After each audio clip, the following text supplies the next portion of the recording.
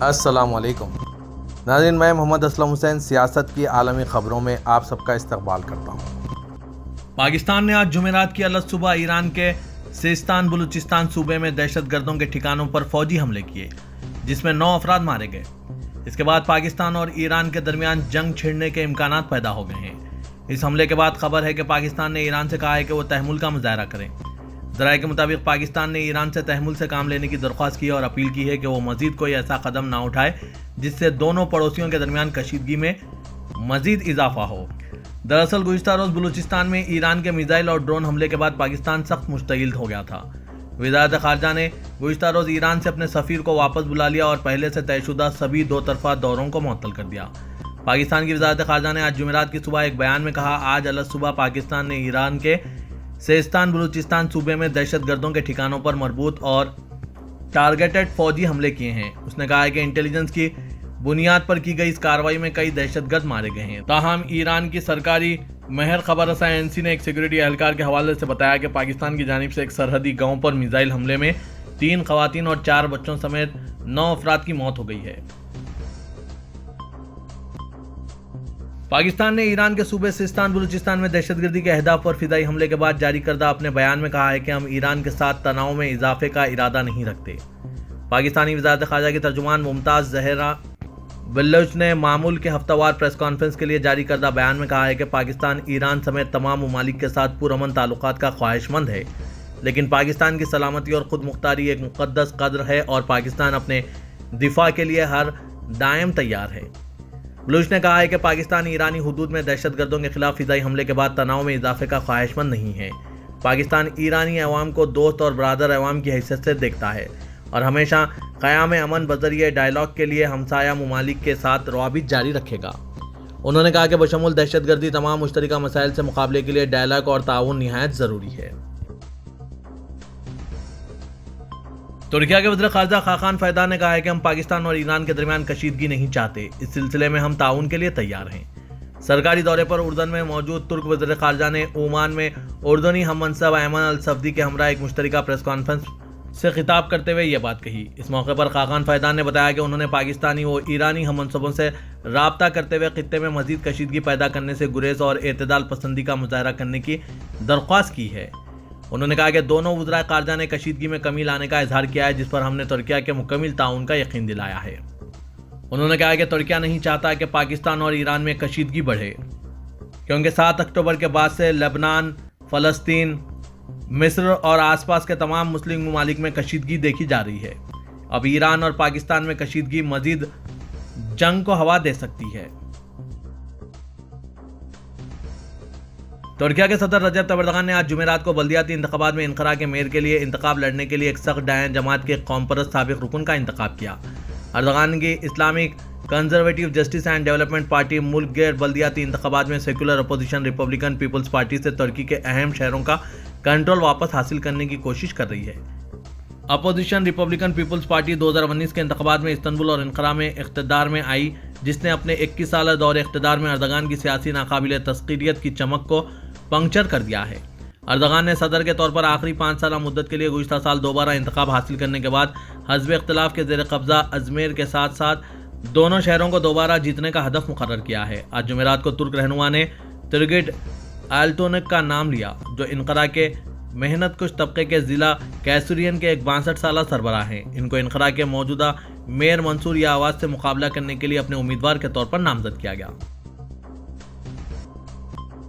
ترکیہ کے وزیر خارجہ خاقان فیدان نے فلسطین پر اسرائیلی حملوں کے بارے میں کہا ہے کہ اصل میں جس کی سلامتی خطرے میں ہے وہ اسرائیل نہیں، فلسطین اور علاقائی ممالک ہیں۔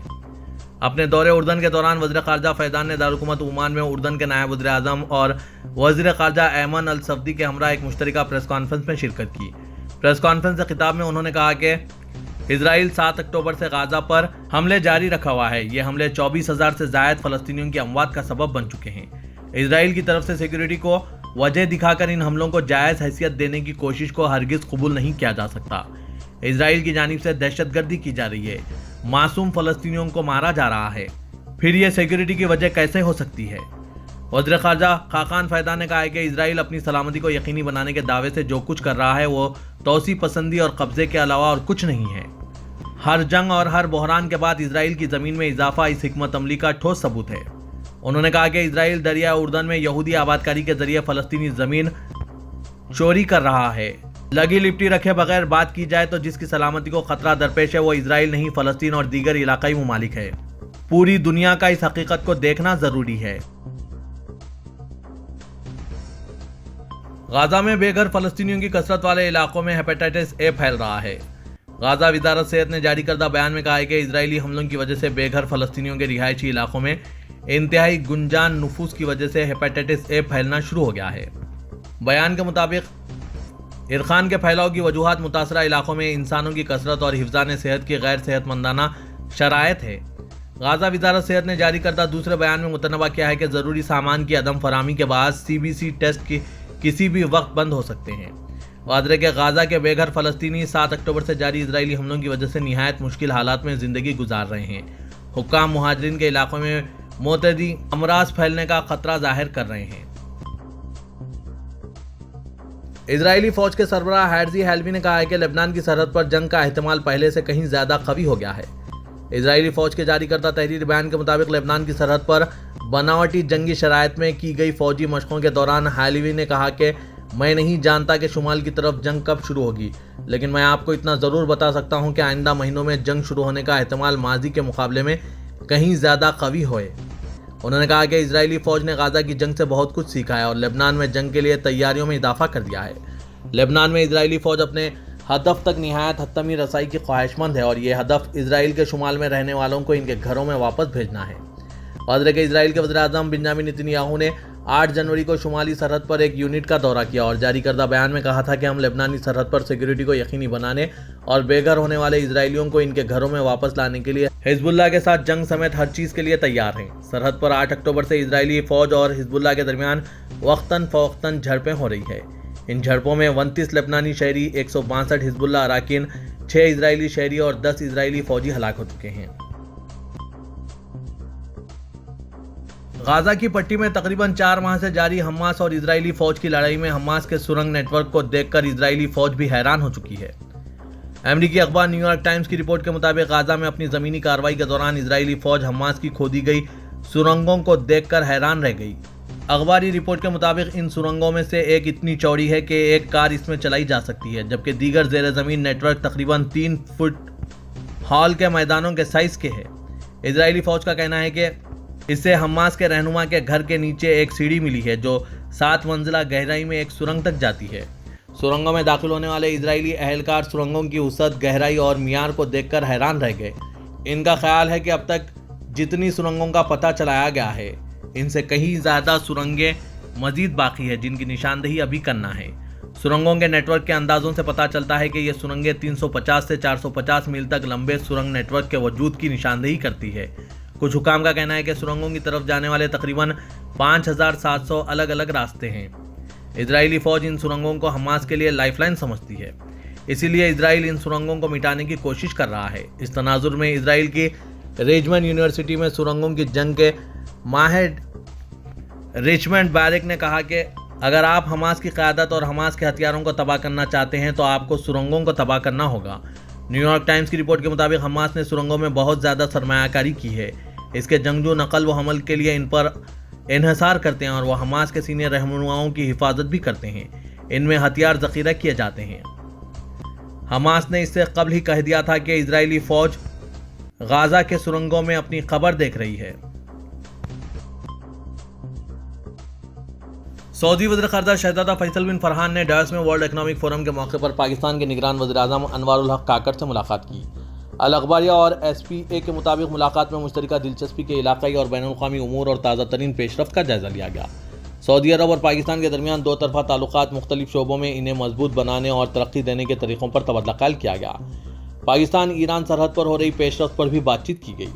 قبل ازیں شہزادہ فیصل بن فرحان نے ڈائیوس میں اپنے برطانوی ہم منصب سے بھی ملاقات کی ہے، جس میں تازہ ترین بین الاقوامی پیش رفت پر تبادلہ خیال کیا گیا۔ گزشتہ ایک ہفتے کے دوران 58,32,384 افراد نے مسجد نبوی کی زیارت کی ہے۔ سبق ویب سائٹ کے مطابق مسجد نبوی صلی اللہ علیہ وسلم کی انتظامیہ نے تمام زائرین کی سہولتیں فراہم کرنے کا انتظام کر رکھا ہے۔ اعداد و شمار میں کہا گیا ہے کہ 5,50,911 افراد نے سلام پیش کیا ہے، جبکہ 1,30,401 مرد اور 1,15,551 خواتین نے روز اطہر میں نماز ادا کی۔ 12,110 افراد نے معذوروں اور معمر افراد کو پیش کی جانے والی سہولت سے فائدہ اٹھایا۔ اعداد و شمار میں کہا گیا ہے کہ 1,48,858 افراد کو مسجد نبوی صلی اللہ علیہ وسلم میں رہنمائی پیش کی گئی۔ اس عرصے کے دوران زائرین کو زمزم کی 1,23,200 بوتلیں جبکہ 99,832 افطار پیکٹس پیش کیے گئے۔ بین الاقوامی ادارے کے سروے سے معلوم ہوا ہے کہ دنیا کے 82% محنت کش یورپ اور امریکہ سے زیادہ سعودی عرب اور خلیجی ممالک کو ترجیح دیتے ہیں۔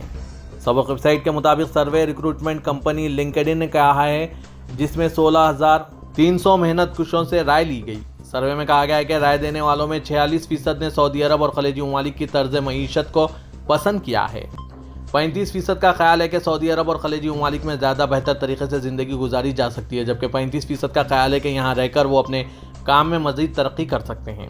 سعودی عرب اور امارات میں رہنے والے 62 محنت کش بہتر ملازمت کی تلاش میں ہیں۔ اسرائیلی صدر اسحاق ہرزوگ نے کہا ہے کہ اسرائیل اور سعودی عرب کے ساتھ تعلقات کو معمول پر لانا حماس کے ساتھ جنگ کے خاتمے کے لیے کلیدی اور پورے مشرق وسطی کے لیے گیم چینجر ہے۔ امریکی خبر رساں NCAP کے مطابق اسرائیل کے صدر آج جمعرات کو سوئٹزرلینڈ کے قصبے ڈیووس میں عالمی اقتصادی فورم کے سالانہ اجلاس سے خطاب کر رہے تھے۔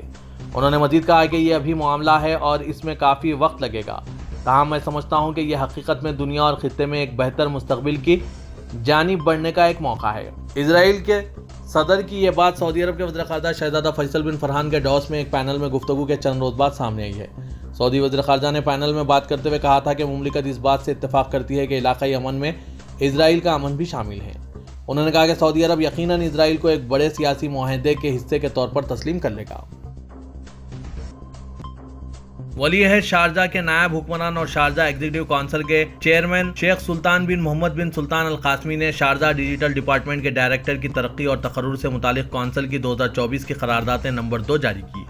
قرارداد میں کہا گیا ہے کہ ایگزیکٹو کونسل کے جنرل سیکریٹریٹ میں گورنمنٹ ڈیولپمنٹ ڈپارٹمنٹ کے ڈائریکٹر انجینئر لامیا عبید الحسین الشمسی کو شارجہ حکومت میں اسپیشل جاب سسٹم پر ڈپارٹمنٹ ڈائریکٹر کے عہدے پر ترقی دی جائے گی اور انہیں شارجہ ڈیجیٹل ڈپارٹمنٹ کے ڈائریکٹر مقرر کیا جائے گا۔ محکمہ ثقافت اور سیاحت ابوظہبی 19 سے 28 جنوری تک الحسن کے علاقے میں الحسن فیسٹیول کا انعقاد عمل میں لا رہی ہے۔ الحسن کے علاقے میں منعقد ہونے والا یہ میلہ زائرین کو ابوظہبی کے ورثے اور گزشتہ دہائیوں میں زندگی کی جھلک دیکھنے کے لیے وقت کے ذریعے سفر فراہم کرتا ہے۔ ہیریٹیج ایریا اونٹوں کا مشاہدہ کرنے اور ان کی اہمیت کے ساتھ ساتھ ان سے وابستہ روایات اور تاثرات کے بارے میں جاننے کا موقع فراہم کرے گا۔ زائرین روایتی سماجی طریقوں میں بھی حصہ لے سکتے ہیں اور اماراتی خواتین کے فیشن اور زیورات کی نمائش کرنے والی ایک مصروف مارکیٹ کا تجربہ کر سکتے ہیں۔